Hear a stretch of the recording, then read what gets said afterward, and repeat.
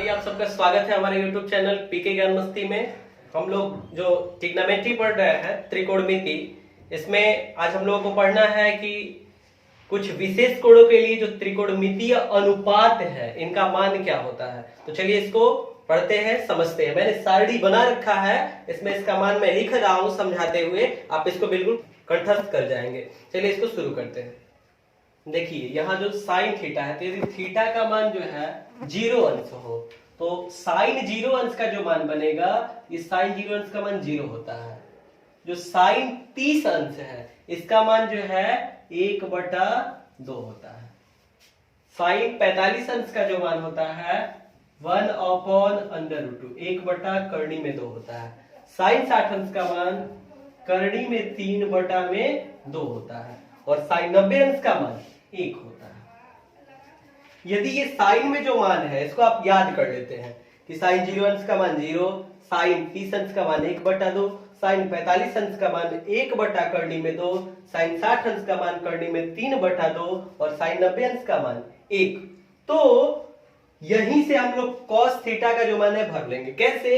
तो देखिए इसमें cos थीटा में क्या होता है, क्या करेंगे समझिएगा। जो मान ऐसे लिखे हैं ना, 0 अंश, 30 अंश, 45 अंश, 60 अंश, 90 अंश, इनके मान जो लिखे हैं साइन में, कि साइन में इनके मान क्या होते हैं, तो ऐसे जो लिखे हैं तो इसमें जो भरेंगे तो क्या करेंगे समझिएगा, इधर से भर लेंगे मान। मतलब साइन 0 अंश का मान क्या, 1, यहां वाला यहां भर लिए। फिर इसके बाद √3/2, इसके बाद 1/√2, इसके बाद 1/2, इसके बाद क्या भरेंगे, तो यहां 0 भर लेंगे। और इसको आप याद कर जाएंगे कि cos 0 अंश का मान 1 होता है, cos 30 अंश का मान √3/2 होता है, cos 45 अंश का मान 1/√2 होता है, cos 60 अंश का मान 1/2 होता है और cos 90 अंश का मान 0 होता है। अब इसके बाद भरना है हम लोग को tan थीटा में मान क्या होते हैं। तो मैंने आपको सूत्र बता रखा है कि tan थीटा बराबर sin थीटा अपन cos थीटा होता है ना।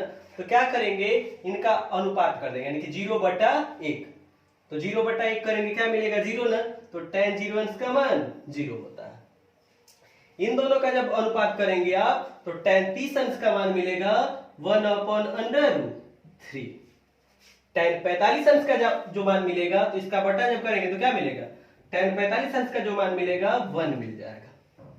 इसके बाद इन दोनों का अनुपात कर लेंगे √3/2, इसके बटा में 1/2, तो अनुपात करेंगे तो मिलेगा tan 60 अंश का मान √3। tan 90 अंश का मान तो 1/0, और जब बटा में 0 आ जाता है तो मान अपरिभाषित हो जाता है। यहां लिखेंगे ऐसे, और इसको क्या पढ़ेंगे, अपरिभाषित। इसका मान क्या हो जाएगा, अपरिभाषित, अनडिफाइंड, अपरिभाषित। तो समझिएगा। आगे cot थीटा में मान कैसे भरेंगे, तो समझिए। जो tan थीटा वाला यहां मान रखे हैं ना, इधर से लिख देंगे इसमें, यानी कि cot 0 अंश का मान क्या होगा, अपरिभाषित। cot 30 अंश का मान क्या होगा, √3। cot 45 अंश का मान क्या होगा, 1। cot 60 अंश का मान क्या होगा, 1/√3। cot 90 अंश का मान क्या होगा, इसको लिख लेंगे, यानी कि यहां 0। cot 90 अंश का मान 0 हो जाएगा। इसके बाद sec थीटा में मान बढ़ने हैं, तो sec 0 अंश का मान क्या होगा, तो समझिएगा। मैंने आपको बता रखा है कि जो sec होता है वो cos का व्युत्क्रम होता है, यानी कि sec थीटा = 1/cos थीटा। क्या बोल रहे हैं, sec थीटा = 1/cos थीटा। तो आप ऐसा जानते हैं, पढ़ चुके हैं। तो क्या करेंगे, जो cos में मान लिखे हैं इसका व्युत्क्रम कर देंगे, तो ये sec में जो मान है प्राप्त हो जाएगा। क्या, जैसे देखिए sec 0 अंश का मान क्या होगा, तो cos 0 अंश का मान क्या लिखे हैं, 1 ना।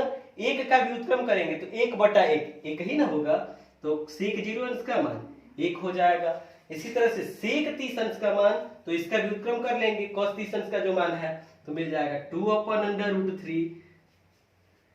इसके बाद sec 45 अंश का मान, तो व्युत्क्रम कर लेंगे, cos 45 अंश का जो मान है तो √2 बन जाएगा। इसी तरह से sec 60 अंश का मान क्या बन जाएगा, देखिए तो 1/2 है ना cos 60 अंश का मान, तो ये बन जाएगा 2/1, यानी कि 2।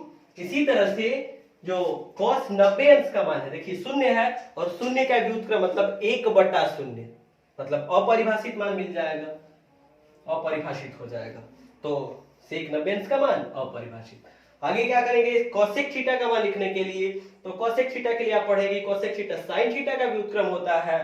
तो जो साइन के मान है इनका व्युत्क्रम कर लेंगे, और व्युत्क्रम करेंगे तो क्या मिलेगा, तो वही मिलेगा, इधर से आप इसको लिख दीजिए इसमें, यानी कि यहाँ मिल जाएगा अपरिभाषित साइन ये कोसेक थीटा का मान, यहाँ थीटा की जगह जब 0 अंश हो तो यानी कोसेक 0 अंश का मान यहाँ अपरिभाषित, इसके बाद यहाँ कोसेक 30 अंश का मान 2 मिल जाएगा, कोसेक 45 अंश का मान अंडर रूट 2 मिल जाएगा, यानी कि रूट में करनी में 2 मिल जाएगा, और कोसेक 60 अंश ये मान मिल जाएगा 2/√3 यानी कि 2 बटा करनी में 3, और कोसेक 90 अंश ये मान क्या मिल जाएगा 1।